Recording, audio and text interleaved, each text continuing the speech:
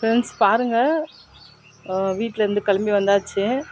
இந்த சோளத்தை ஏன் காமிக்கிறேன்னா, களைச்செடிங்க பாருங்கள், இங்கெல்லாம் களைச்செடி, இங்கே பூச்செடி வச்சுருக்கோம். பூச்செடிக்குன்னா களைச்செடி டாமினேட்டிங். அங்கே அவரைக்காய் செடி தெரியும்னு நினைக்கிறேன் உங்களுக்கு. ஓகே, அவரைக்காய் செடி வச்சுருக்கோம், அதுக்குன்னா களைச்செடி டாமினேட்டிங்கு. பட் இங்கே பாருங்கள், சோளம் போட்டிருக்கோம், ஸ்வீட் கார்னு. இது வந்துட்டு களைச்செடிக்கெல்லாம் டாமினேட் பண்ணி பாருங்கள். இந்த இடத்துல போடல, பட் அங்கே போட்டிருக்கோம் பாருங்கள். அது நடுவில் களைச்செடி தெரியவே இல்லை பாருங்கள். ஸோ இவரு டாமினேட்டர் யார்? நம்ம சோளம்.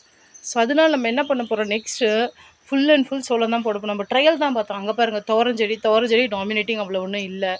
அதுக்கப்புறமா தக்காளி போட்டோம், தக்காளி போயிடுச்சு. களைச்செடி கூட அதெல்லாம் டாமினேட் பண்ண முடியல.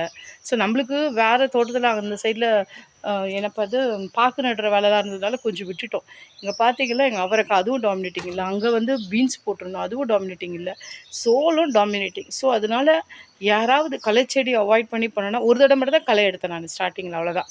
அதுக்கப்புறம் தேவையே இல்லை பாருங்கள். களைச்செடி எதுவுமே அவ்வளோ டாமினேட் பண்ணவே விடல. இது இவங்களே தான் 3 ரூ போட்டால் 3 ரூ சக்கத்தாக வந்துட்டுருக்கு. ஸோ நீங்கள் ஏதாவது இந்த மாதிரி போடணுன்னா சோளம் போடலாம். நெக்ஸ்ட் டைம் நான் இடம் ஃபுல்லு நான் சோளம் போட்டுட்டு உங்களுக்கு வீடியோ போடுறேன். 3 மந்த்ஸ்க்கு அப்புறம் நீங்கள் சப்ஸ்கிரைப் பண்ணி லைக் பண்ணி வச்சுக்கோங்க. அந்த வீடியோவை நான் போடுறேன். அது களைச்செடி அவாய்ட் ஆகுதா, அதனுடைய காஸ்ட் நம்மளுக்கு குறையுதான்னு பார்க்கலாம். லைக் பண்ணி சப்ஸ்கிரைப் பண்ணுங்கள். Bye, see you.